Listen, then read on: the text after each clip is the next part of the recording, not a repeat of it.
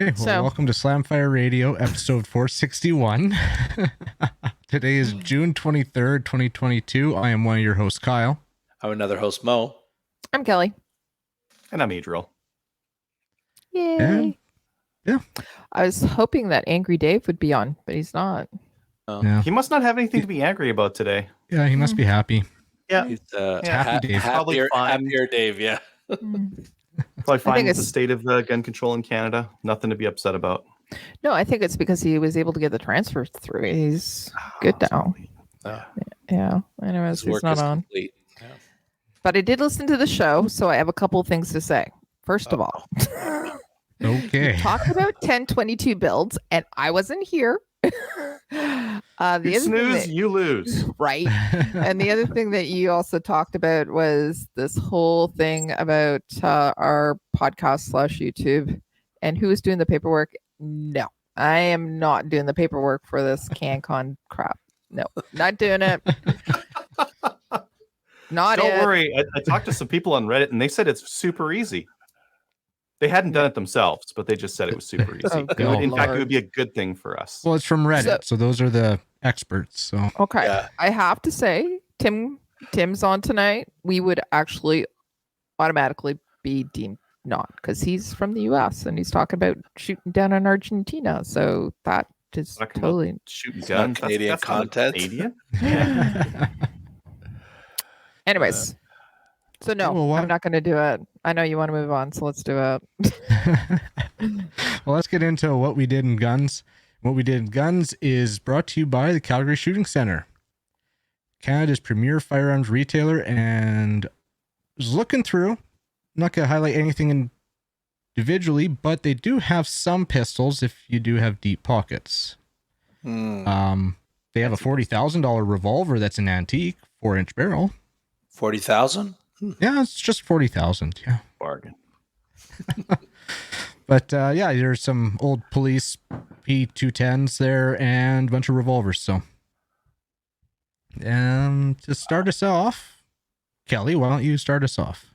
Okay, so I haven't been on for a couple of weeks. There's been a few things that I've been doing. I did the club level ATT course for FRPC, which is Frontenac Rifle and Pistol Club. So I was asked to facilitate that. So I was able to do that for some new shooters. And I think we're going to be doing a few more of them because of this whole thing with revolvers and pistols that people are buying and that. So our club, yes. We have some new members signing up. Yeah. So our club does require a club level ATT course. Hey, you know what? It is what it is. And we did have some questions about it. Why are we doing this? And things like that. People were asking that, but just, we want to make sure that people that come to the range, especially with pistols, are going to be able to actually hit their target. I think that's actually the biggest thing. So anyways, so I did that, which is great. As I said, we're probably going to be doing it again. We're going to have a new orientation coming up soon as well. And then we started talking about opening up the wait list, and which is exciting. So everybody that's listening, yeah. Our wait list is 2 years long, 2.5 years, actually, I think 2.5 years. So what's blocking like your club and the other clubs that are like in high demand there from adding more bays, adding more potential spots, like expanding?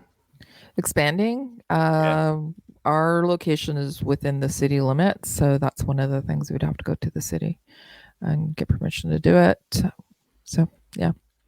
Our club's getting super active though now that COVID restrictions have been lifted, and it's really exciting to see. So one of the things that I did do last weekend, I did it all weekend. On Saturday I actually helped out at the IPSC match, so I did stats and scorekeeping, and then on Sunday I shot an IPSC match, and it was, how do I say this? It was 12 stages.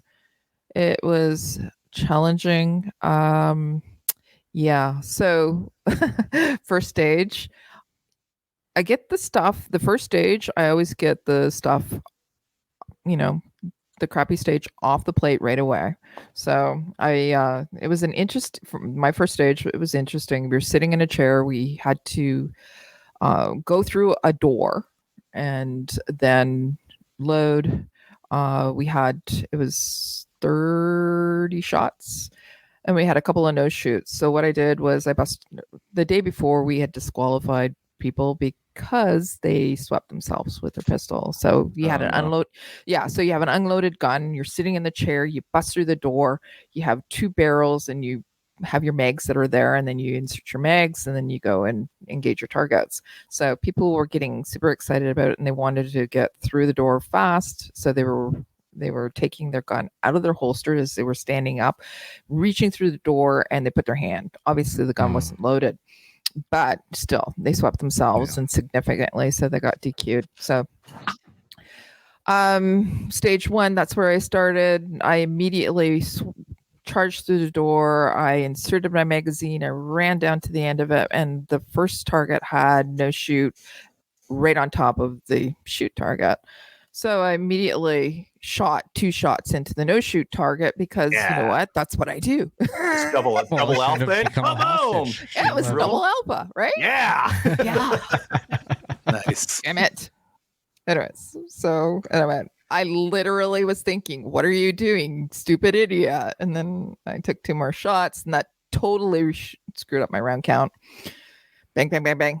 All alphas, but still, I got 2 no shoots for that one. It was actually not a bad match, but I went over to the bunker. Bunker had all kinds of paper, and it had all kinds of poppers, and it was a really challenging stage. And in the middle of it, my fiber optic front sight, I'm going, like when we went to go and scorekeep downrange, I was able to get the poppers to go down and everything, but I'm looking at the paper targets.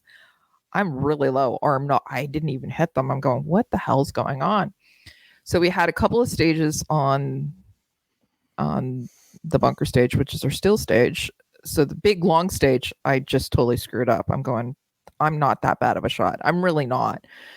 So second stage, I'm shooting, and the guy once I'm done, it was a really short one. The guy beside me says, your fiber optics literally almost out of your gun. It's all over the place, and I didn't even notice. Ooh, so So once I fixed that, guess what? I was able to hit what I was. I had one more. Yeah. I had one more stage on the bunker, and it was fine. So after that, it got better. It got more better. We did the last stage. Finished the last stage of the day. It had 2 Cooper tunnels. Yeah. Anyways, it was good. It was a long day as well, so we spent the entire day there. No lunches or anything. So. What else did I do? Had some calls about a couple of podcasts that we're doing, and yeah, I think I don't even remember anymore. My brain's fried. So why don't we go over to Adriel, and if I do remember anything, I'll jump in. But I think that's it. Adriel. All right. I write my stuff down so I don't have to remember. I did. Okay, Sunday was the Sherwood Park Maple Seed. Good times had by all. Yeah, really easy. Did some people shot really well. We had Tristan from Spectre Ballistics out there, who has been on the show before, and he patched. I think he got a 242. Oh, that's something. Good. Yeah, he came to play. Yeah, he was really good. Yeah, it was a really good event. And then I had GF Gunworks. I talked with them a while back. They make mag bases in Canada. I talked to them a while back, and they're like, "Hey, can we send you some mag bases to try?" And I'm like, "Yeah, that's a good idea." And then I forgot about it. And then they reminded me just recently here. I'm like, "Oh yeah, I just got a Glock 48. You got any bases for that?" And they're like, "Yeah, we have bases for that. We got bases for the Shadow, and they're right around $20. So they're pretty affordable in terms of what mag bases you can get." So I got a couple here to show you guys. There's no mag base on the Glock 48. Now, I wouldn't say that you would want mag bases if you were concealed carrying in the US, but in Canada, if you wanted to shoot competition with this thing, which my boy might, you might want to go with either a little bit of a bump like that. These don't add capacity; they just add length, or a big bump like that, and then you've got lots of space on the bottom of that one to get it in there.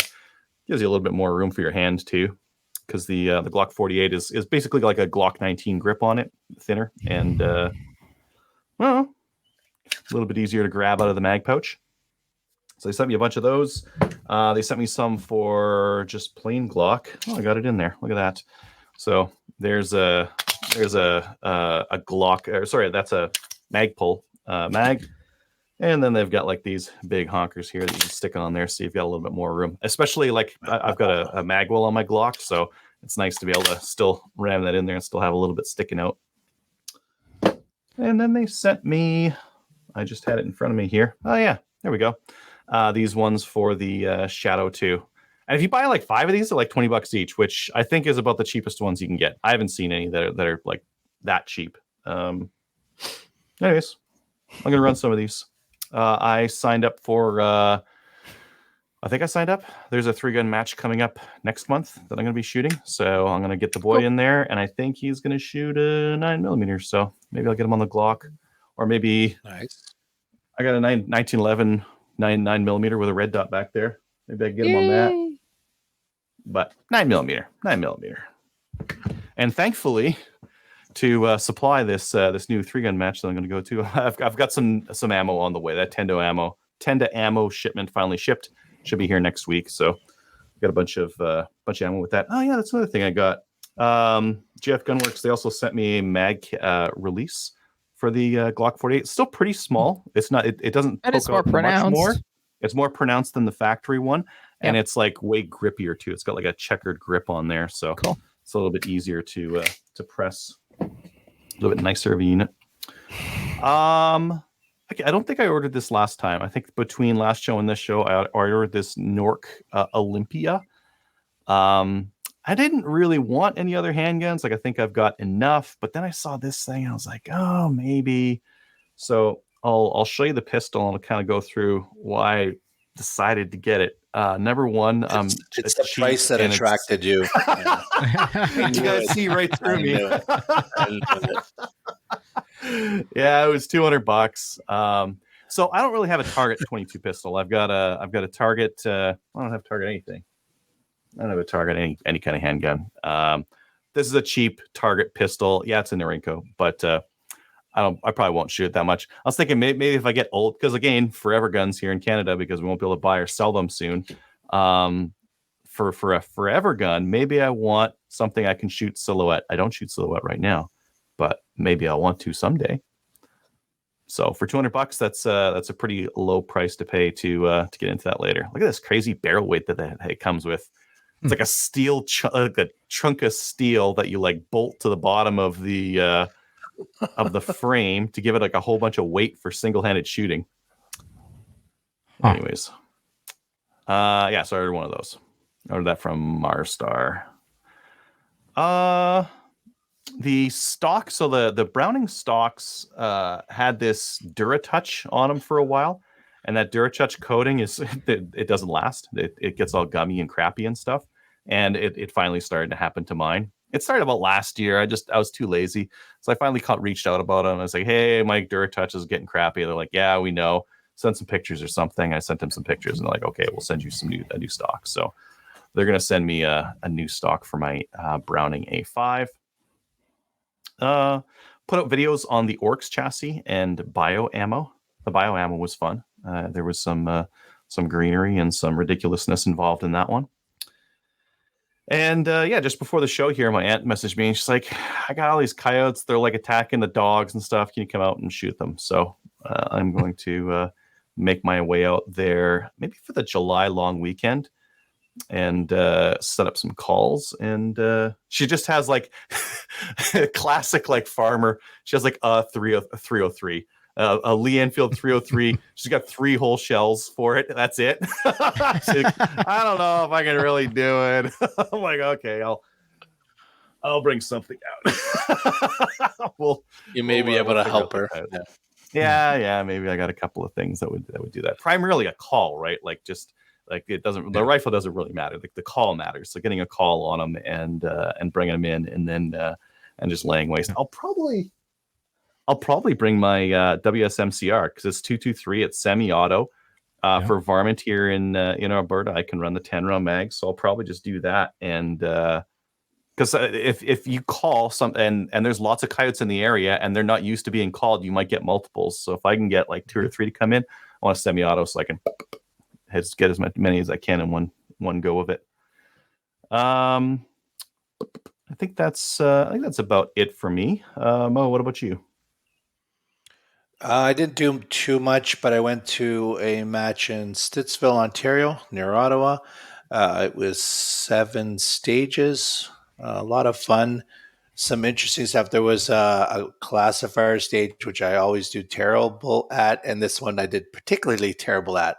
So Which one was that? It was OC16. You know that by heart, right? Yeah. Shot OC18 on the weekend. Anyways, go ahead. It was a weekend only. It's only 6 targets at, I guess, 11 meters, and one a little bit closer with a was that partial with a no shoot. Mm-hmm. And what did I do? So I had a malfunction right off the start, so I had to switch hands, clear it, then switch it back, and then I was already flustered, and I got a couple of deltas and a miss, so it was a horrible stage. That was the bad one. On the good side was I actually had my first stage win. So I've never actually won a stage. So I had my first one. Now, is it considered a stage win if it's just for your division, or is it for overall? Oh, you can count for your division. Okay, there we go. Yeah. Okay, because I'm sure I've won other ones where it was an Italian 48 years old with the initials MT division, but no. This is my first one. So, and then I had a couple that I finished 4th and 5th. So half the match I did actually really well. So I was pretty happy with that. And overall, I think it was 10th to 25 production shooters, which is about average for me. But I was really happy that I actually won a stage and did pretty well on 2 others.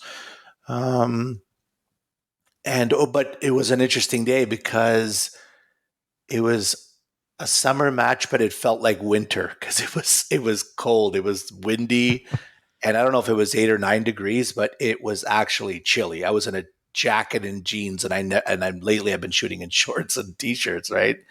And it was chilly. And I remember we went to a match there last year, and it was 40 plus with the humidity, whatever that is in Fahrenheit. Sorry, Tim, I don't know the conversion. But yeah, so what a difference! It was actually a chilly day, but I guess it's better than rain and humidity. So that was that. And then I signed up for a charity match that's going to be this Sunday in Montreal. So, and I reloaded some ammo for it, and that's really it for me. How about you, Cal? Well, I was dealing with some stuff, so I didn't actually get up to a whole lot this week. But Saturday, just to clear my mind and everything, I went down to the range and finished off our cold range lights. So those are done, and there's pretty much nothing else to do other than we are still waiting to hear back from the CFO, the final where the stuff is opened. But other than that, my Canik came in. Saw that. Yay. Yeah. So wanted to show that off a bit and kind of my initial reaction, which I kind of like it. I can't wait to actually shoot it because good. It looks badass. It looks so sick. It looks so good. Yeah. Sick. And it does have the 90-degree break. So, and the reset on it is pretty good and totally ambi. So I don't know if I can get some mags and a holster for it. Crystal might end up shooting this for the ET match in October. Sweet. So, but it's actually pretty cool what everything it comes with. So, it comes with the mag well, and it comes with 3 different mag releases, and this is the small one on there. I don't know if you can see how high that is. It's quite high. It's small, but very high. It's the small. So it's got a medium and a large one. So I don't even know if I'm going to even change that out because that's pretty good as it is. Does it get in the way of your grip? Nope. No? Nice. I mean, I got a bigger one on my my STI, and it doesn't get in the way, but comes in the box, and it does come with a holster. Like, it's cheap, but it works. Could probably put an RTI or something on there for a G code. It's got that basket weave look, just like a pro would have. Yeah. Oh yeah, the basket weave. Yeah. It came with different base pads, so I already got the aluminum ones that are a little bit bigger. So with the magwell on there, they stick out a little bit more. Yep. But it come with the plastic ones on there. But so 2 mags and base pads, 4 plates for different optics to put onto the slide. Nice.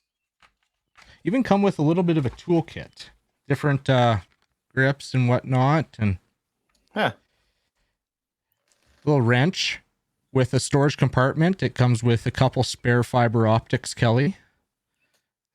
Well, I had spare fiber optics. Oh, okay. I just had to go and do a little work at the bench. That's all, and then reattach the fiber optics and that. But yeah, just put your bit in the end. The torque's there, and you can adjust whatever. And yeah, so overall, I'm actually pretty surprised, especially for what these things cost, on what you actually get. What did that whole get up cost? This was pre-tax? $1,000. Yeah, so, yeah, I mean, if I'm gonna put it about at the most 3-pound trigger. Actually, it probably is a 3-pound trigger, because I think same thing as the Timney. They wanted it for like being able to go to Worlds or something. So I bet you it's a 3-pound trigger on that. Super short reset. Feels good. I might actually, for the first time, put a bigger backstrap on there for myself. But overall, yeah, can't wait to get to the range and shoot it. Very nice. But figured I'd jump on the leftist bandwagon and bought myself a t-shirt identifying my emotional support item. So it's medicinal. Yeah. Now I just need that. Maybe that'll allow me to actually get a machine gun, because I use it for emotional support. Yeah. But other than that, yeah, I'm heading to Slave Lake this weekend, or that's the plan. Head to Slave Lake this weekend for their Bushwhackers sporting clay match. Go camp out at the range and check that out. It'll be my first sporting clay match outside of Grand Prairie, so see how that goes. But yeah, other than that, that's it for me. So we'll move on to upcoming events. And upcoming events sponsored by Telos Alpha. Telos Alpha is a Canadian digital agency that works exclusively in the firearms vertical. They help with business processes, strategic planning, websites, e-commerce, and battling the stigma the industry carries with banks, merchant processors, and social media. You can go learn more at telosalpha.com. And for events, they just opened some Maple Seed events in BC, Saskatchewan, Manitoba. We do still have some spots open in Grand Prairie and Bonneville. So go to, I believe it's mapleseedrifleman.com. Go check the schedule and go buy your spot there. Ladies' Days. If you want to host a Ladies' Day, get a hold of Kelly and they'll set you up with a package and whatever you need. You can get a hold of her at slamfireradio@gmail.com or info@firearmsrights.ca. Now the news. Yeah, this first one is kind of interesting. So we had this shooting that happened 2 years ago here in Canada. Was it 2 years ago? 1 year ago? 2020, I believe it was. Yeah, 2 years ago.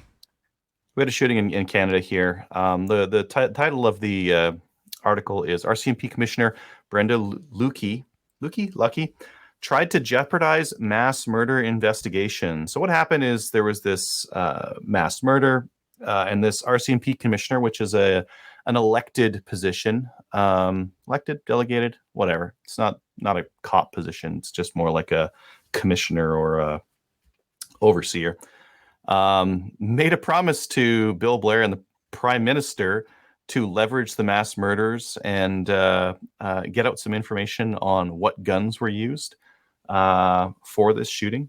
And someone found out. So there was actually a police officer at one of these meetings, and in their private journal they wrote like, boy, this is weird. Like, this person's clearly like, told us they're getting pressure from above and all that kind of thing. And it just came out because there is this inquiry that's happening right now due to this mass shooting. So they just found out, and it looks like, I don't know, someone's going to get fired for this. Either Brenda's going to get fired or Bill Blair. Someone's going to get nailed for this, because it's pretty bad to jeopardize an investigation. Their reason for not releasing the firearms, they were trying to pressure them to release the firearms to the public, the firearms models and that kind of thing. And they said, no, we can't do that. We're working right now with the US to determine how these were smuggled in. And if that gets out, maybe they'll be able to tell the smuggler. The smugglers will get tipped off to, go hide. So that was their reasoning for not releasing it. But they were pressured to release regardless. So. Yeah, and it's actually getting traction now, and the story seems to be building, which I thought it might get swept away, but seems still time yet. No, but it's getting talk in the mainstream media, so it's good. Yeah, good. Well, it's concrete evidence that the Prime Minister was grave standing on this tragedy to try to score political points, and it's so smack you in the face obvious that and it's at a time when a lot of the victims' families from this thing are really upset with the powers that be and their response to this thing. That it's getting some traction. Yeah. The second bit here that I have is that so there's these meetings where the government can put OICs in. And we're fearing that they are going to put an order in council in to freeze handgun transfers at one of these meetings. Mm-hmm. They just had their final one for the summer, so it's not going to happen. It's not going to happen until September, which means that if you wanted to buy a pistol really, really badly and you couldn't buy one, and then you're like, oh man, I'm never going to be able to get one. It looks like you got a little while yet. You have some time, yeah. Couple of months. Which is probably good. And the other conversely, if you have like a whole bunch of guns and you have a couple of crappy ones you need to sell, or some that like you just don't want, now's the time to do it while prices are high. buy as many of those Olympias as you can, right? I'm going to buy one. I'm not going to buy it. I'm buying two of them. Yeah, I think that's silly, but no, you can see they have parts, right? All the extra parts. I know of people who are buying multiples, but they're typically buying multiples of like shadows and that kind of thing. Yeah, well, if they break the frame, they can go to their backup one, right? But makes sense. Yeah. I don't think I think I'm done. I don't think I'm going to get any other handguns. I think I've got other priorities and other firearms that I got to get to. Yeah, I guess that's about it for that. Okay. CCFR legal fund donations. That court case is still going on, so if you're looking for a way to help the CCFR fund it, it's still important. So you can become a member or donate to the legal fund by sending an EMT to finance@firearmsrights.ca. Then we'll get into New Gun Stuff. New Gun Stuff is sponsored by Bolt Action Coffee. Coffee roasted in small batches, and quite honestly, some of the best coffee you can get your hands on. You can get it at your house by going to boltactioncoffee.com and use the discount code SLAMFIRE, all one word, capitals. And Adriel, New Gun Stuff. Yeah, I got a couple things here. One of them is the MDT guys made. So like one of the reasons that you'd get, that you take your Savage or Remington or whatever and change stocks on it is to get a magazine that's not silly. I think a lot of them have like proprietary magazines that just aren't that good, or you can't get extended ones, right? Savages and Remingtons and that kind of thing. And they made this thing called the Mamba Mag, which is a 10-round straight fit magazine, so you don't have to change your chassis or change the bottom metal or anything like that. It'll just go into your Tika, Howa, Rem 700, whatever, and you don't have to change the bottom metal on it. So they went with an aluminum top and a plastic bottom. So the aluminum top for stability and the plastic bottom for weight, probably. And you just stick them right onto your rifle. So replacement mags. I know for a while they had these for Savages, but they're impossible to find. And for Remington and that kind of thing, no such. You have to like change the bottom metal out to something that'll take like an AICS mag, or change your chassis entirely to something that'll run an AICS mag. This is a cheaper option. Cool.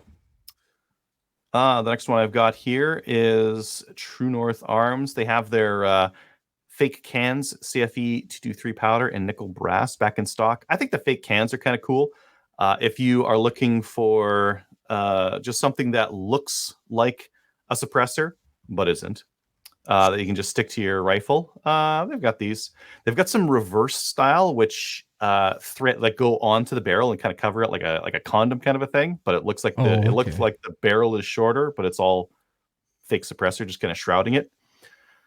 And Tim's laughing because he's like, because it makes us feel look what these fools need to do to mimic an ounce of our power. I didn't want to say anything, but I can go get my rifle and bring it in here and just show it to you if you want me to. I think that's called teasing, and it's not fair. But they've got those things in anyways. And then I did a quick peruse around for handguns to see what was still in stock. Mostly what I'm seeing right now, Gürsan, which is a Turkish manufacturer, they have a bunch of high power clones. And there's a bunch of retailers that are selling those. Actually, my buddy Mark bought one of those. I still haven't seen it, but he got one of them. There's still Tokarevs in stock, Chinese, Russian, Romanian, all kinds still in stock. The Ruger 5.7, I saw that in a couple of places. So if you wanted a 5.7 gun, those are still out there. I saw a bunch of Walter PDPs as well. So just a couple of those are the ones that I'm seeing the most of right now. Yep. I Run Guns has the Rock Island Armory M1911 22 mag. So if you're looking for something in like a 1911 in 22 mag, that's an option, I guess. Probably your only option at this point. They also have the Sarsilmaz ST9s. Sarsilmaz is a Turkish manufacturer. I think it's Turkish. My buddy has their Shadow clone. They've got like a CZ75 compliant Sarsilmaz something or other. It's like a Shadow clone, but quite nice actually. I don't have any idea what the ST9 is though. They got them though. Al Flaherty has the Walther PDP full-size optics ready pistols for $8.99. SFRC had a whole bunch of stuff. They got the Gürsan high powers. They've got Rough Riders, Ruger 5.7, surplus Jerichos. We still have a bunch of those. I think they're police or military trade-in from the Israeli army or police or something like that. Got a pile of those. They're about $500. They're a tremendous deal for that. They've got P10Fs, TT33s. Tenda has a bunch of Springfield XDMs for, in my opinion, way too much. Just for anything is way too much for a Springfield XDM. But they also have Gürsan high power clones, CZ P09s, Shadow Systems DR920s, surplus Jerichos, Berettas, P10Fs, and they even have a P226, which have been pretty hard to find as well. Ooh. That's good. For the $900 for an XDM, you could spend $1,200 and get the DR920, a Gucci Glock, and have something that's much better, much better. FOC has Gürsan high power clones. They have a P320 AXG, which is some fancy pants version of the P320. It's not the cheap one. Mm-hmm. You can't find the cheap one. The cheap P320s are all gone. Yeah, they're all gone. G4C has Ruger 5.7, Walther PDP, CZ P10Fs, and Jerichos. I got a weird gun to show you guys. All right, let's see it. Here. Tenda has this Hunt Group, what do they call it? NS12. It is a removable tube magazine shotgun. So it's a tube magazine. It comes off. So you can just have a bunch of tubes there. Look at this. Change for tubes? I guess. Maybe. No, okay. The tube comes off though. Press this Interesting. thing at the end, the tube comes off. Okay. How many fit in the tube? Oh, extra magazine. It does come with an extra tube. So you can get a tube Yeah, belt, there like you just go. be surrounded by all these tubes. Well, that'd be. Wonder how It's like the fast you could internet. change that out. What a wild idea. Well, there's you can't say that the Turk shotguns are not innovative, because I don't see a Remington putting out an 870 with a detachable tube magazine. There's probably a good reason why they don't do that. Talking about other innovation, but this time local. Delask has a new magazine released for the Kid 1022 trigger pack. So for the Kid trigger pack, they've actually designed a mag release and bolt hold open combo all together. So the mag release is like a paddle style that goes underneath the trigger guard, but because it kind of blocks or takes away from the space where the bolt release is, they put a little toggle there so that you can easily access the bolt hold open. That'd be interesting. Delask is like our local 1022 custom shop here, Tim, that that we have in Canada. What's that price? What's the price on that? Do they have a price here? I don't know. They don't say. Some of their other stuff was right around $50 or $60. So I would imagine it's around there. But I'll find out while I'm looking it up. Oh, okay. Kelly might. I've put something that intrigues Kelly. Yep. Any 1022 people. All Appleseed, Mapleseed by nature of the beast. We're into the 1022s, right? Like I have 5. Only 5? Well, maybe if I count here, 1, 2, 3, 4, 5. $59.99, I believe, is the price on it. Super reasonable for a mag release that also does something about the bolt hold open. Yes. Yeah, because you get like such a small area to hit the bolt release if you don't have that. Here, instead of talking, I could just grab one. Because this one's scalloped though, so this one's not quite so bad. But yeah, you can see there, right? It's that little bit right there, and it kind of blocks access from the other side. So nice to have it extended. That's all I could find this week for new gun stuff. That's a lot. Okay. Cool. Well, let's get into our main topic.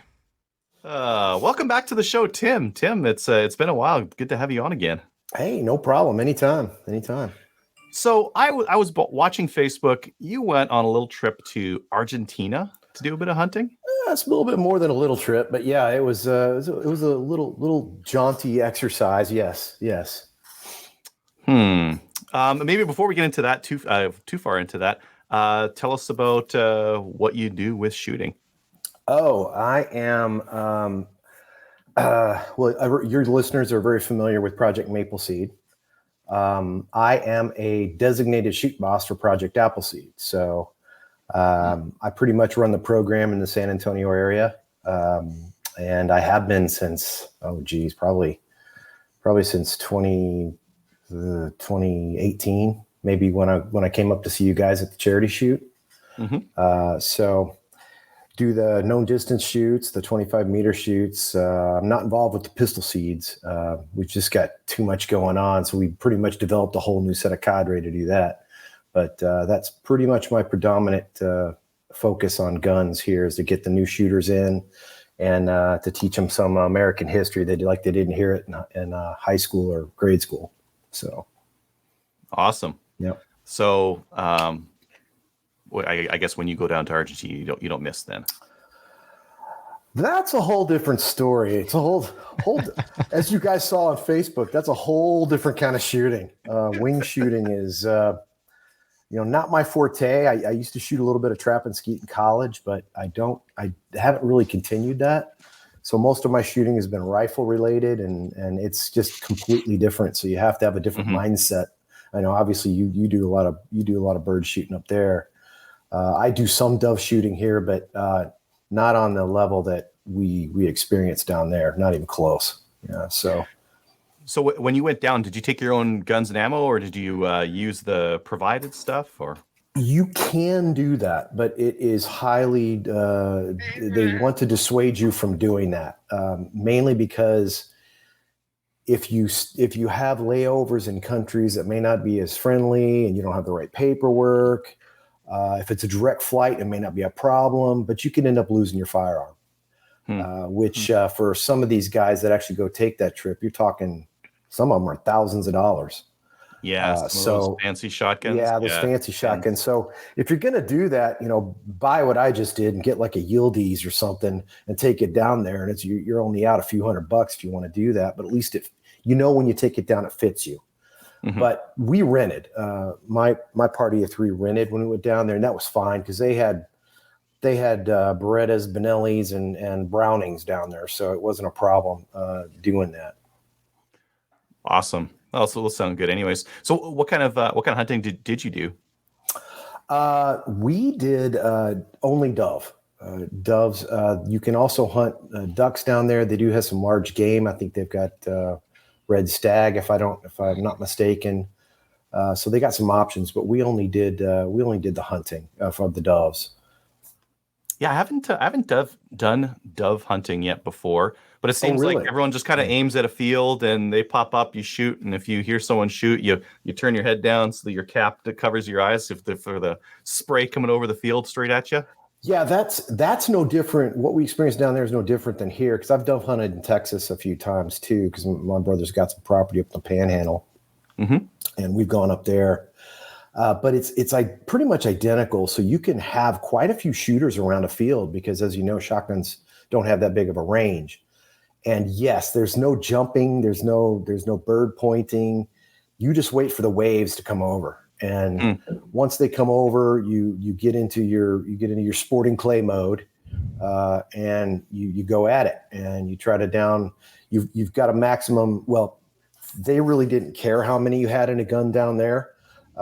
I had a semi-automatic with 5, 4 in the pipe, 1 in the chamber. Here you can only have 3, but down there the bird boys just kept loading my shotgun. All I do is turn the shotgun over, and he'd just load it for me, and you just kept at it, and you just kept shooting because the waves of doves compared to here were just, I've never seen anything like it. It's like a plague of locusts.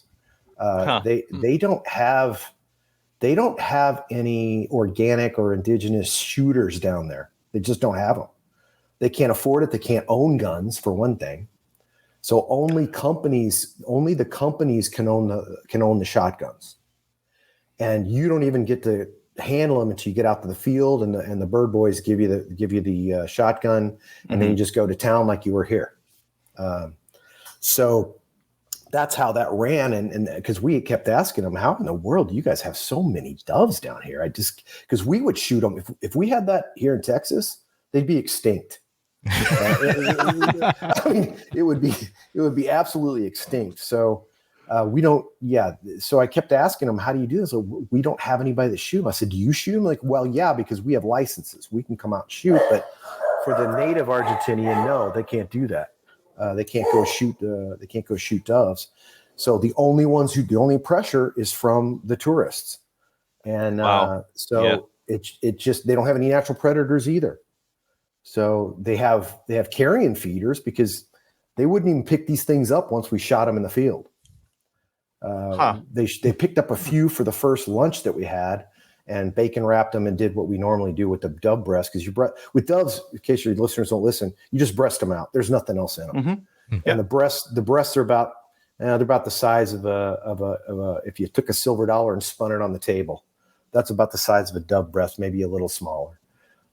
But they're delicious. They're a dark meat. They're really good. So the bird boys said, okay, stop shooting for a minute. We're going to go gather a few. And they went and gathered a few the first day. And after that, nobody gathered anything. It was all the eagles and the hawks that came down and fed on that field. And they were everywhere after we got done shooting. Well, like with that volume of them, you're in eradication mode. Right. You're no longer hunting. You're eradicating like a pest population. Right. I tell people it's like hogs here. It was exactly like that. They don't care. You just drag them off and let the coyotes feed on them down here. That's what they care. They don't care about. And the other thing people don't realize, it's the same thing with parakeets. They have parakeets down there, and obviously pigeons. And between the three, their motto was, if it flies, it dies.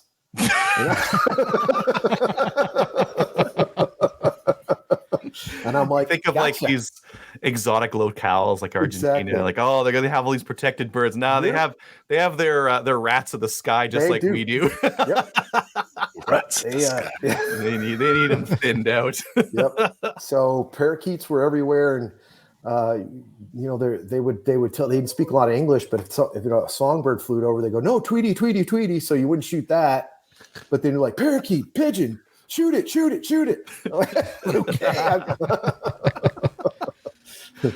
That sounds amazing.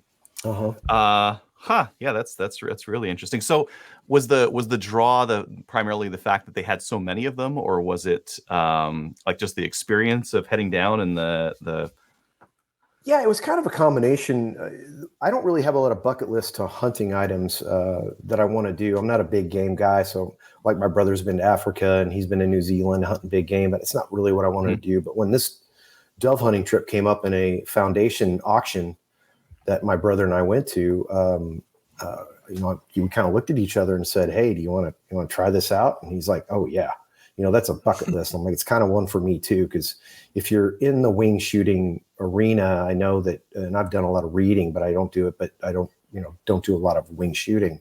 But I knew that dove hunting in Argentina was a bucket list item for a lot of people.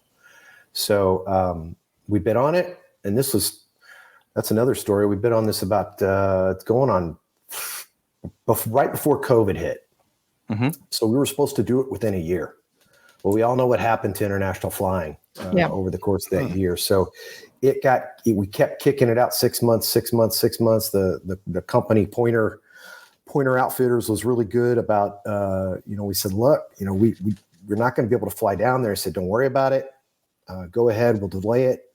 So we delayed. And finally we got to a point where they were going to open it up in just this past May. They actually opened it up a little bit earlier than that, but we'd scheduled for May, hoping they would open up the airports, and they did. You obviously had to be vaccinated to get in the country, and we all got that done, and that was pretty seamless. As long as you had your proof, you just submitted it to the airlines, and they took care of all that. Mm-hmm. But we really wanted to, and I kind of wanted. I'd never been south of the equator, so I wanted to do that. I've been to Europe, obviously the desert and some other places, Caribbean, but I've never been south of the equator. So it kind of killed two birds with one stone, pun intended, to do that. And we got to see a little bit of Buenos Aires, and we got to experience a little bit of the Argentinian culture, which I didn't realize their economy was as bad as it was. Yeah, it got real bad recently here. Yeah, I actually posted a picture of all this cash that I brought back, and people were like, how come you didn't trade it in? And I said, well, this cash right here is it's about 90 pesos. At the time I left, it was worth 45 cents. Wow. The largest bill they had was a 5,000 peso bill. No, 1,000 peso bill. And that's only worth about $5. Wow. So, but it's still worth more than this. So we got the Bolivar bucks. They got something going there. But yeah, it's really sad. Their inflation rate was over 6% per month. I talked to them about that, and I don't know how they live doing that. I really don't. I don't know how they live from paycheck to paycheck. They don't actually. They want American dollars. So I would warn people, if you go down there, definitely take a wad of American cash, because you don't want to take it out of the ATM. The exchange rate is horrible compared to what you can get it from the brokers on the street. And I imagine that's like any other country that's got a huge inflation rate. State-controlled currency that you see that kind of stuff happening. Right. Yeah. So, but it was definitely a good experience to see the culture. But the hunting was phenomenal. There's no question about it. I would totally recommend people go down there and do that if they've got if they've got some funds saved up. It's actually not the most expensive thing to do either. compared to the other hunts you would have to do overseas. You can get it pretty reasonably. Probably the most reasonable overseas hunt you can get. Yeah, I know. Like if you're to do a sheep hunt or something like that here in Alberta, that's like I've heard numbers of like 40, 50 grand, like somewhere around there. Yep. Yeah. No, it's if I had to give you a kind of a ballpark, it's probably you could probably do a dove hunt under. Let's see, it's about 13, 650. Probably under, I would say, if you went on if you really tighten your belt, you could probably do it under about $3,000. Oh wow! Yeah. Super reasonable. Yeah, you rent the gun. The thing you don't pay for, that you pay for the room and board. If you get to a charity auction, what you're bidding on is just the room and board. Mm-hmm. And this is any company down there. What you're going to end up having to pay for is you're going to end up having to pay for the gun rental, which I think for us was $75 a day. Nothing. I mean, that's not bad. Yeah, it's ridiculous. You pay the landowner fee, you pay your hunting license. They're about the same price, maybe a little less. I think the license was like $35 a day. So all of it was less than the gun rental a day. So you pay the landowner fee, the license, the gun rental. You pay the most expensive part, probably besides the shotgun shells, which really weren't that expensive. We bought 12 gauges, and I think I had bought 100 boxes. I only shot up about half of that many. My cousins almost killed them all, but I shot up about half that. So 100 boxes? 100 boxes. Yeah. You shot 50 boxes of ammo. Yeah. 4 days. Actually 3. Yeah. Oh yeah. You went through the ammo and how many doves you guys go through? Oh, my one cousin, I'm the best shot. My one cousin easily killed 1,000 birds. Wow. That dude was phenomenal. Oh, I mean, everything he shot at, he was dropping. And he had an over-under. He didn't even have the semi-automatic that my other cousin and I had. So get quick reloading that thing. Yeah, those guys, as soon as it's low, you turn it over and he just goes bam, bam, bam, bam. And you're back in business. So you don't even touch it. You don't even touch the ammo unless he's off doing something else and he leaves it there beside you. Says, hey, can you take care of this for a little bit? And I'm like, yeah, I can do it. So I like it. A human reloader. Yeah, human reloader. Those guys, you tip them, and for 4 days you tip them about $50-$60 a day. And then there's some tips to the other staff. So yeah, you could probably get in under $5,000 easily. Easily when you calculate everything. Yeah. That sounds really good. I mean, I know that you can do deer hunts in like Alberta and Saskatchewan for pretty reasonable, like $1,000 or so. Yeah, that's not counting anything else, right? Yeah.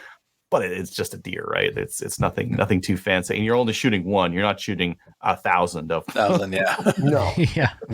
No, you're not.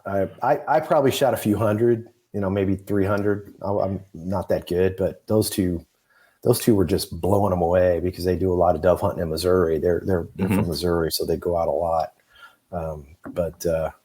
It was, and 20 gauge. He was using a 20 gauge. We all were using 20 gauges because, and we were using shoulder pads. So they recommended you buy one of those, shoulder pads that wrap around the chest and go on the shoulder. And, I asked him about shooting a 12 gauge. So, well, we can get you a 12 gauge, but you got to realize you're going to be going through a lot of shotgun shells in a shorter period of time. So I was like, okay, whatever. I'll do the 20 gauge. I'm glad I did, actually, because I would have been pretty sore. I wasn't sore at all, but my one cousin didn't have his pad on right. And he was sore even with the 20 gauge when he got out of the field on one day. So definitely recommended to just stick with the 20 gauge. And it was able to do pretty, like I told you, he probably went over 1,000 birds. So it wasn't like it handicapped him much. It makes a big difference if you're like an accomplished hunter and you do that kind of hunting a lot. Right. It's probably like a walk in the park. It's such a weird thing. I notice it when you go gopher hunting with someone who knows how to shoot gophers and has shot a lot of them. They'll spot them everywhere. They'll see them and everyone else is like, I don't see it. They're like, it's right there. Yeah. No, I still don't see it. It's moving right now. I don't see it. Yeah. And they'll just those experienced people just have like hawk eyes for that kind of stuff. Yeah, and our bird boys were that way with the doves. I mean, they'd be like, okay, over the right. And I'm like, boom, it's gone. Because those things, if you've ever seen them, you guys have doves up there, right? Not in my area. Oh, okay. Not in my area. These things can turn on a dime. They are hard to hit. They're not easy. If they're not flying straight, if they see you, all of a sudden they veer off. and they're not the easiest bird to hit. They're really difficult. I think they're probably one of the toughest because they can literally turn on a dime once they see you, and then boom, your shot goes off and they'd already turned on you. So it's a little bit challenging. So you were hoping that's why they build the ground blinds for you, and these guys were experts in it. They could build a ground blind in about 15 minutes. It was unbelievable. They had machetes out there. They're cutting holes in the ground. They throw them in there, and boom, they had this nice wall in front of you of vegetation. And I'm like, dadgum. They're making their tips. I'll tell you that right now. And the other thing was, which anybody who knows the safety rules, don't listen to this part. Yeah, you could have beers while you're hunting. So yeah, they had a little thing you stuck in the ground that was a beer holder, and they're like, "Hey, you want a beer?" And I'm like, "Why not?" So they grabbed the beer, threw it in that, so you could actually have a beer while you're hunting. So they didn't really follow all the safety rules that you would normally follow, but those of us who were actually partaking of beer, maybe only had a beer or two a day, it was like, okay, that's pretty refreshing. I'll have to give you that, but that's enough. But it was pretty funny that they would even do that. They had a cooler full back there. I'm going, you're gonna be kidding me. South America. Yeah, South America. Yeah. Nobody cares.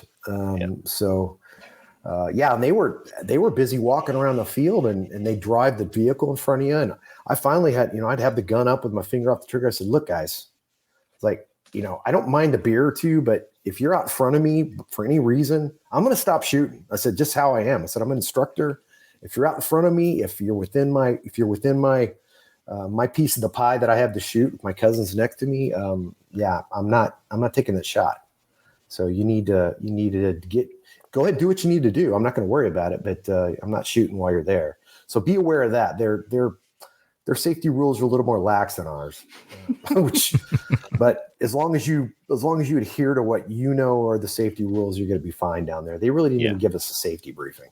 So it was a little disconcerting at that point. But my cousins and I, we grew up with our dads. Our dads are brothers, and we all grew up with the same rules, and we knew what to do and what not to do. So I just found it really weird that there was no safety briefing ahead of our shoot. Well, if you go to a lot of shooting events, you kind of expect that safety. Yeah. What am I going to do if someone gets shot? Where's this first aid kit? I actually 911. I actually brought my tourniquet down just in case. I was like, you know what? At the bare minimum, I'm bringing my tournament down. Smart. So I suppose a close range shot into an extremity with a tourniculate would come in pretty handy. Yeah. Well, otherwise you just need lots and lots of little band-aids. Lots of little band-aids. A little bit further out, little band-aids, a little bit closer in, maybe the tourniquet. But you did get the pellet rain down when your buddies next door were shooting, and all of a sudden they were shooting at the herd or the flock of doves that was going across your way, and you're like, bam, bam, bam, like, okay, here comes the rain. So just put your hat down. Just put your hat down. You're good to go. It's just lead. No worries. Just don't open your mouth. Yeah.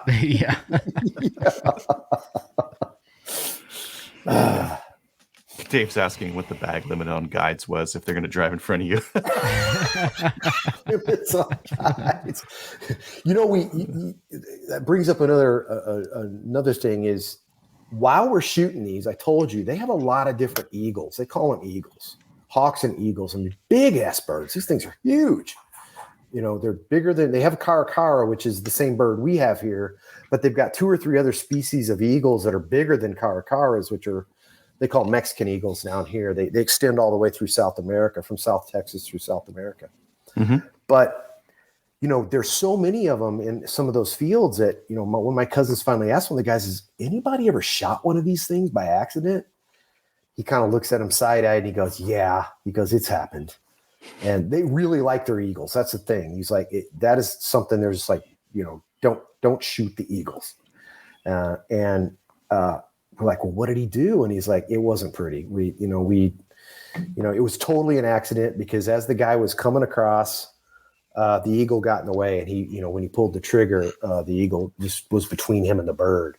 Mm-hmm. And he goes, we made him take care of the situation, but it was not pretty, and it wasn't something that they were proud of. But it does happen because they're out there and they're just swooping down, fighting each other on all these down doves, and in some of the fields, it just was ridiculous how many there were out there. But there were some interesting species. I don't know what they were. I'm not a bird watcher, but I would have liked to know what they were. Yeah. So no bag limit on the guides, but it goes from a 15 bag limit here to an unlimited down there. So you can be done in an hour here. You can hunt all day there. Yeah. On a really hot field. That sounds amazing. And that's all year round. There's no season. Mark was asking, shotgun related, just to get you guys an open discussion. Let me know what a good semi-auto or break action shotgun is for a trap for someone on a budget. Well, I'm not an expert in that, but you can. There are a lot, and I've been on YouTube a lot because when I came back, I wanted an over and under, but I wanted it at a reasonable price. And I did a lot of YouTube research on that. Weatherby makes a really good over and under for a reasonable price that seems to get a lot of good reviews. And even the Turkish shotguns are getting some really good reviews. I've been really shocked about the reviews those over and unders have been getting. And they're in America, they're in the probably the $450 to $600 or $700 between the Turkish to the Weatherby. And the Weatherby's a Turkish model too. They have the Turks make it as well. That's the Orion, right? Yeah, that's the Orion that they have. Yeah, it's the Orion. Yeah, and you can pick those up at you guys can't pick them up the same place I can, but we can mail order them. Yeah, you can to our house for $1,000. For the American listeners, you can pick them up at Davison's Gallery of Guns. Weatherby's, they've got the Weatherby's Orions there. Yieldy's is an academy. The Academy sports stores down here have the Yieldy's Turkish guns, and there's a lot of other outlets that you can pick them up. But I've not seen any bad reviews on YouTube as far as are they worth the money? Yeah, they're worth the shot. So I took a gamble on that. I want to do some wing shooting with them when it's not 105 degrees out, which it is about right now. So I'm probably going to be in the fall. Yeah, it's just been brutal down here. So, but yeah, that's a good cheap one. If you guys can get the Turkish guns are being manufactured with CNC machines. They're doing a lot more metallurgy on them. The factories are new. They're clean. If you see any of those, take a look at the factories. I think you'll be impressed. Just give it a shot. It's not that much money. Yeah, we've got those Turkish shotguns up here, and they're very reasonable. They also have a huge currency issue right now. That's partly why they're so dang cheap. But we've got those out here, and I think I would agree with you. I would get a break action on a budget. I would get a break action before a semi-auto because semi-auto and budget don't go together. No. Not on the shotguns. Yeah, and you're going to end up with feeding problems. You're going to end up with functional problems. The over and unders, it's not a lot of function. I mean, you got a couple things that need to work, and as long as they work, and as long as you get the reviews where people say it works, you're not going to have many malfunctions. Yeah, it's. I think the biggest question is whether you want an extractor or an ejector. That's basically, whether you want one that pops the shells out really cool, or whether you just want to drag the shells out yourself. Like a caveman. That's what I got. I got a caveman. Got a caveman shotgun. Yeah. My cousin. My one cousin was like, I'm going to get this shot right. He finally got the shot. He got the video where he broke it open. The shells come out, and he caught both of them with his hand. And I was like, oh, that was a cool video. Yeah. Out of like 50,000 times, he only did it once. So, yeah. Yeah. Well, sorry, go ahead, Kyle. Just say another one to consider is the Churchills. Yeah. They're decent over. Those are Turk, right? Those are Turk shotguns. They're probably Turks. Any of the cheaper over-unders are going to be Turks. Yeah. Or the other thing is Inner Surplus has a whole, if you just want to do trap with it, Inner Surplus has a bunch of European over-unders, like Spanish and that kind of thing. And they're really cheap. They're like $300 for like an over-under. And that would be, or like that USSR IG-12 that I've got back there too. Same idea. That thing was like $300. Heavy though. Yeah, you can get but if you want to go higher end, you can get a used Satori for about $1,000. I mean, if you want to go that route, you can get one. I mean, that's not out of most people's budget, you're spending more than that for an AR. Well, here, you guys would have. I mean, sorry. But you're spending Cutting me with a knife here, Tim. I know.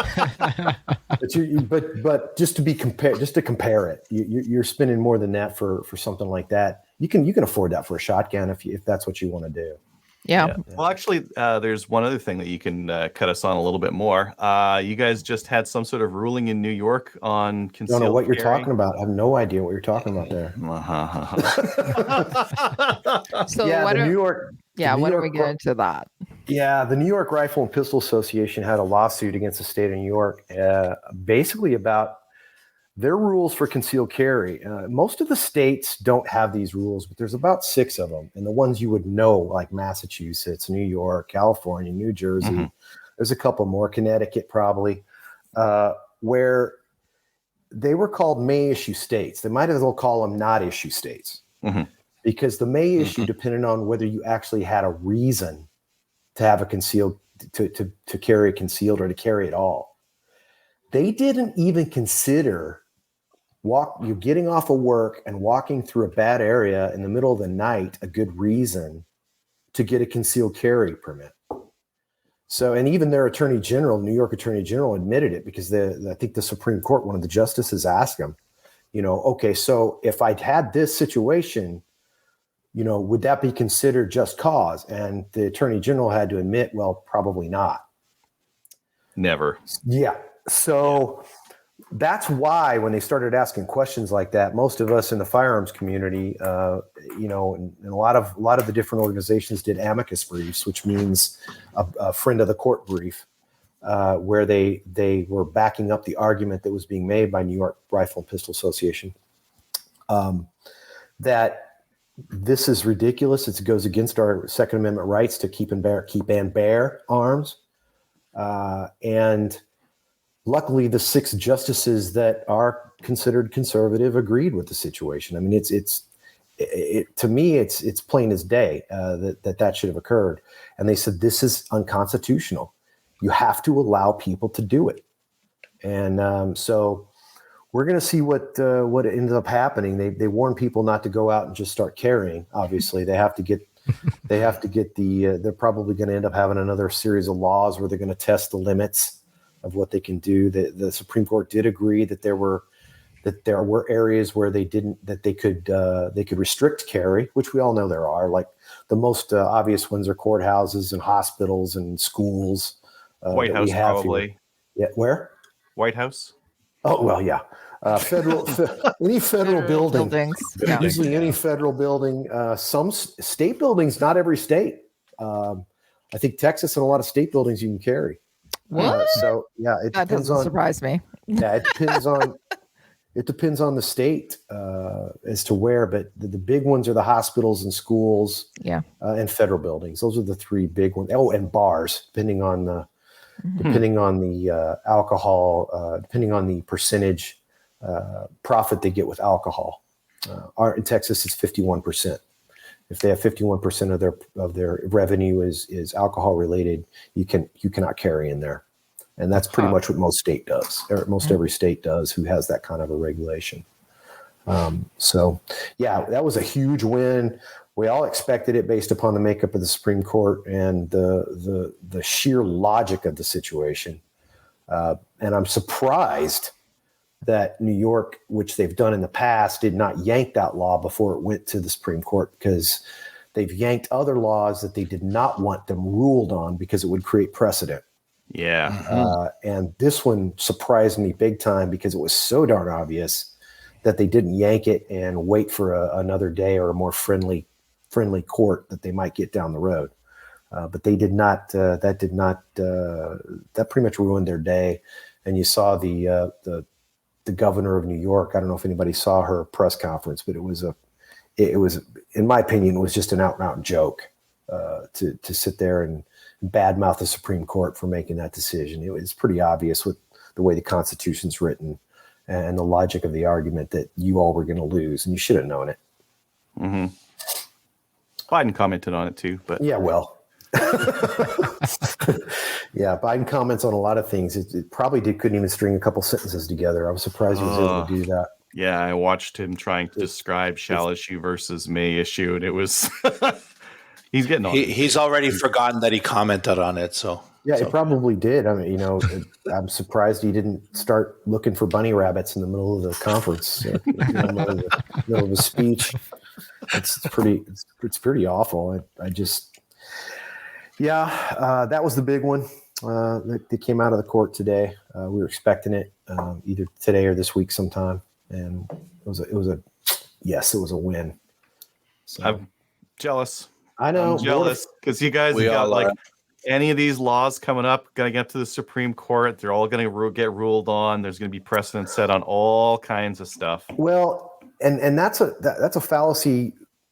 Maybe you all don't understand is the Supreme Court doesn't take every case that is sent to it. In fact, it has not taken a case on Second Amendment rights since I don't know if it's the Heller, I think maybe the Heller decision. Whenever it was decided that you could actually in DC have a handgun in your home. So it was Heller and McDonald, one of those two decisions. I can't remember, but the last decision they made was, yes, DC citizens, you can have a handgun in your home. Well, the natural progression was, okay, not only should I be able to have it at home, but I should be able to have it on my person. So any jurisdiction that is now keeping me from doing that, so we're playing the slippery slope. We're doing the baby steps back the other direction. Yeah, and it's working. So they don't have to take them, and they've avoided it for many years because I know the court with the small majority with the 5-4, they weren't really wanting to take cases like that at that point. But I think they're getting a little braver now with the 6-3 split that they have, that they can take cases like that. So yeah, another one may pop up that we want them to take, but they may be like, not take it for no reason. That happens, and it frustrates the hell out of us when they do that. But they've got a lot of cases they've got to see and hear, and they might be just like, okay, Second Amendment guys, we appeased you for a little while. It's going to be several years before we pick up another one. Yeah. So that may be how it goes because they got a lot of other things on their plates. So cool. Yep. Well, I'm glad to hear it. I hope that they give Canadians shall issue concealed permits and we can. Would be. Yeah. Oh, you get to play too? Yeah. I think you first have to have the ability to defend yourself with a firearm before you can actually go down that road. Yeah, right? we were told we're not allowed to. It'd be an important step. Yeah. Potato, whatever it is. We can. We're just not supposed to. One thing at a time. You got to get to that self-defense issue first. That's pretty much where you got to go with this. Well, the silly thing, the courts do generally. You can defend yourself with a firearm in Canada. Yeah. You're just not supposed to go looking for. You're not supposed to have it on you for that purpose, which is just ludicrous. It's just so silly. Yeah. Well, to hear your government, you're not supposed to defend yourself with a firearm. That's or at all. Yeah, or at all. Depends on who you That's talk the police's job, isn't it? Yeah. Isn't that? They don't. Yeah. The police generally do a pretty good job. Right?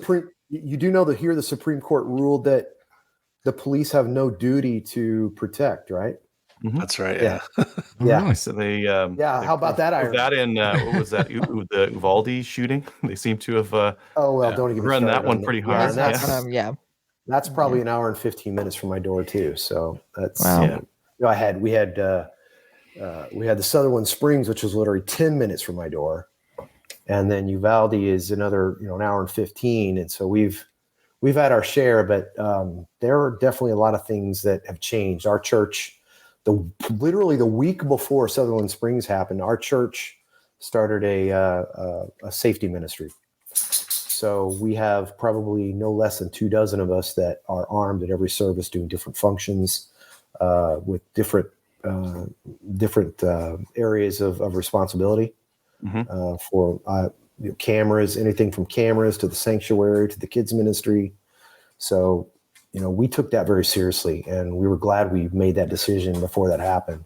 Yeah. But things like that cause things to happen, and unfortunately, that's the case with Uvalde. They're finding everything wrong with what the school did to protect their students. I mean, they had unlocked doors. They had cops that didn't go in when they should have. It was it's a sad situation. Now that police commander, who was the police chief of the school system, mind you, has been put on administrative leave, and my guess is he'll eventually be fired if not worse. Yeah. But he'll probably end up having to leave the entire state in the long run. There probably won't be any charges against him, my guess is, but he won't be sticking around the community. No. So we'll see how that works out, but they're digging into it pretty deep here. The Texas Department of Public Safety is digging into it pretty hard. That's our troopers. If people don't know, Texas Department of Public Safety, DPS. No. Oh, glad to hear you've got things going on at your church. That sounds like a good way of protecting it. And we've seen that, we've seen in the U.S. that having armed defenders at a church is a damn good way of stopping a shooter really quick. Yeah, White Settlement did it, and that was just up west of Fort Worth here in Texas. Mm-hmm.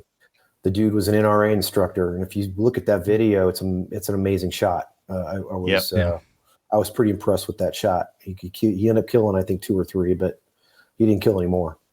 Nope. So I remember that, watching up. Pretty rough watch, but it's very it's a teaching moment. Mm-hmm. So. Yeah.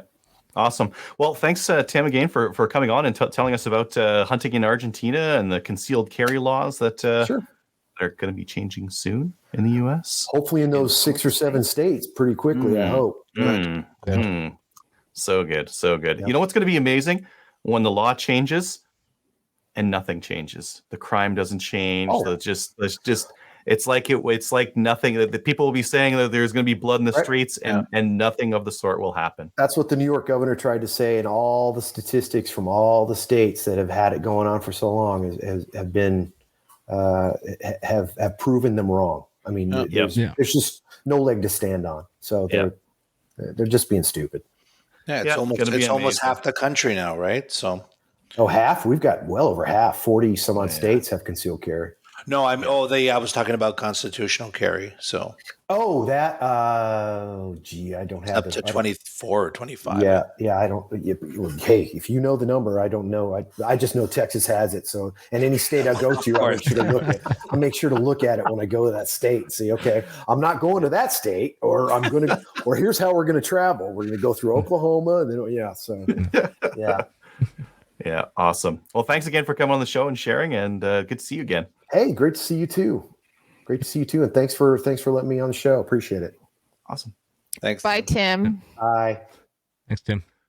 All right. Well, thanks, Tim, for coming on again and telling us all about Argentina and making us all jealous with what's going on down in the States and all the stuff you guys got going on down there. And we'll move on to listener feedback. Listener feedback is sponsored by Armory DC Gunsmith. Armory DC Gunsmith is a full-service gunsmith who specializes in firearms refinishing. He offers hot bluing, parkerizing, Cerakote finishes, as well as wood refinishing. You can check out his inventory of new and used guns, firearms, accessories, optics, and more at dcgunsmith.ca. And we do have a couple emails. I'll take the first one. Okay. Hey, all. On episode 459, you mentioned making copies of your registration certificates. I put paper copies everywhere, wallet, gun case, safe, etc. But as a backup, I also keep photos of everything on a folder on my phone. Seems like a pretty foolproof way to ensure you've got something to show if you forget your paper copy. P.S. 2 weeks turnaround from Miramichi for my latest handgun reg. All things considered, that's not too bad. All the best, Calvin. That is I got my Glock 48 registered in. Oh, yeah? Yep. Nice. Haven't got my Olympian yet, but I also just bought that over the weekend. Okay, whatever. Oh, what was that? A tinge of jealousy, Kelly? Nope. Move on. Never. Well, Kelly, do you mind reading the next one? Sure. It says, "Hey squad, just listened to episode 457 FNG." That title, I really like that title. I made up the title. FNG 1 year and counting. It got me thinking back some earlier episodes where Kelly was a listener, writing in, talking about how happy and excited she was to do her first Appleseed. Hey, Tim's on tonight. This is awesome. And how she would love to help expand that in Canada. By the way, if you guys didn't know it, Tim was at the first Appleseed that I attended, so it's great that he's here today. He also cross shot over 3 people, and Hey! I was going to mute myself until you threw me under the bus. And he shot my target, and he shot at the wire, so all the targets. The wire too. Oh. Anyways, that was a malfunctioning AK. Sorry. I blame it on the. I blame it on. Blame it on the AK. It was the bad AK. anyways. I thought AKs don't malfunction. This story doesn't add up. Yeah, this manufacturer, I had to sell the thing. It was horrible. I don't blame him. I kind of do. That's why I threw him under the bus. Anyways, so let's get back to the email. Fast forward several years and she's fully embodied in this world, working so many fronts to help grow the shooting sports and community in Canada. Well, thank you. Kelly, you're a great role model. Why am I reading this? Kelly, you're a great role model for those who want to help expand our community and sports, and a great example for all new shooters. That's never too late. Thank you. If you want to start and contribute, you can. All the hosts over the years have been great, and the current cadre are no exception. Kelly has gotten enough praise today. So Adriel, Mo, Kyle, and recently Angry Dave. See, even Angry Dave. He's switched from random to angry. You're a wealth of experience and opinions. So keep up the great work, and hopefully we'll meet up at the range. Cheers, Uncle G. Well, that was a lovely email. Thank you. And sorry, Tim, I didn't mean to throw you under the bus. Not really, but that's what happened. True story. It was awesome. And that's where I fell in love with you. So there you go. Oh. Yeah, I made friends with Tim, and the love of shooting down there. That was a while ago. I was thinking about it. It's been 10 years ish. Anyways, that's it. That's all the emails. Yep. And nothing from Patreon, Instagram, Facebook. But if you would like to send an email to the show, you can send an email to slamfireradio@gmail.com. No new Patreon supporters. You can find us on Patreon if you want to pledge monthly. And shout outs. Anybody got any shout outs? I got a couple. Oh, that was branding last week too. That's what I remember. Adriel threw me under the bus. Branding. I do have a couple of shout outs. One to Steve, who was the match director for last weekend's match. It was a really fun match. It was a really challenging match, but I loved it. And shooting both days, working both days / shooting. It was fun. Also, he also found my Leatherman. I'm lost it on the first day, and he found it in the middle of Good. Yeah, it was kind of like fluke. Anyways, so I owe him a dinner or lunch or something. And also to Christina Ward, who was the RO on the stage that I worked with all day. And we had such a great time, ladies shooting together. And we've decided that we're going to develop a squad of ladies because we seem to have more and more women shooting. So we're going to all shoot together, and we're going to get T-shirts, and we're going to name the squad the Broad Squad. I like it.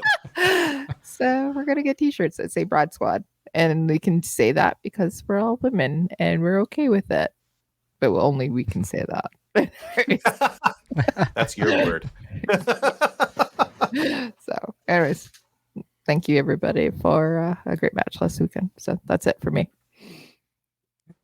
Adriel, Mo? Nothing for me. Oh, I just got a shout out for Tim. Thanks for coming on and sharing with us about Argentina and all that other great stuff. All the concealed carry stuff that we'll never get to use. Rubbing it in our face. Yep. Guys, I'll never rub it in your face. I really feel for you guys. It's absolutely awful. You should rub it in our face. If we could, I would rub it in your face. Yeah, no. This is not funny. This is not funny stuff. I will not joke. I joke a little bit, but it is not funny. This is life, and yeah. you guys aren't allowed to defend yours, and it's absolutely awful. Agreed. Indeed. Yeah. Yeah.